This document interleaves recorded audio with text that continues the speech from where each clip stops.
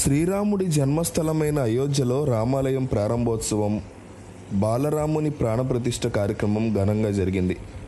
ఇదే సమయంలో టాలీవుడ్లో విడుదలైన హనుమాన్ చిత్రం ఖాతాలో భారీ రికార్డు చేరింది. చిన్న సినిమాగా విడుదలైన ఈ సినిమా ఈరోజు బాక్సాఫీస్ వద్ద కలెక్షన్ సునామీని క్రియేట్ చేస్తోంది. సంక్రాంతి కానుకగా కేవలం 50 కోట్లతో తెరకెక్కిన హనుమాన్ చిత్రం ఎవ్వరూ ఊహించిన విధంగా వసూళ్లు సాధిస్తోంది. 10 రోజుల్లో ప్రపంచవ్యాప్తంగా 200 కోట్ల గ్రాస్ కలెక్షన్లు సాధించినట్టు సినిమా మేకర్లు అధికారికంగా వెల్లడించారు.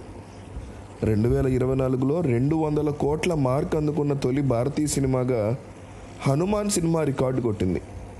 ముఖ్యంగా ఈ సినిమా బాలీవుడ్లో దుమ్ము రేపింది. నార్త్ ఇండియాలో ఎక్కడ చూసినా కూడా అయోధ్య రాముడు, హనుమాన్ ఈ 2 పేర్లే మారుమోగుతున్నాయి. ఈరోజు అయోధ్యలో రామ మందిరం ప్రారంభోత్సవం సందర్భంగా యుఎస్ఏలో పలు ప్రాంతాల్లో ఎంపిక చేసిన స్క్రీన్స్లో సగం ధరకే టికెట్లు విక్రయిస్తున్నామని సినిమా టీం తెలిపింది.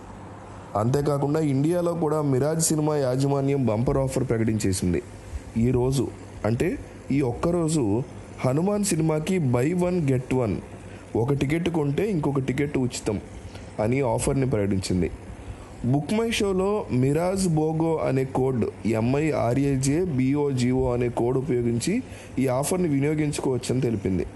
ప్రశాంత్ వర్మ డైరెక్ట్ చేసిన హనుమాన్ చిత్రంలో తేజ సజ్జా హీరోగా, అమృత నాయర్ హీరోయిన్గా కనిపించారు. వరలక్ష్మి శరత్ కుమార్తో పాటు సముద్రకని, గెటప్ సీను, వెనెల కిషోర్ వంటి తదితరులు కీలక పాత్ర పోషించారు. ప్రైమ్ షో ఎంటర్టైన్మెంట్స్ మీద నిరంజన్ రెడ్డి సినిమా నిర్మించారు. నైజామీ ఏరియాలో మైత్రి మూవీ మేకర్స్ వారు ఈ సినిమాని పంపిణీ చేశారు. ఈ సినిమా బాక్సాఫీస్ వద్ద ఒక భారీ సంచలనమే అయ్యింది. హనుమాన్ సినిమా సౌత్లో మాదిరిగానే నార్త్ ఇండియాలో కూడా బాగా పెర్ఫామ్ చేసింది.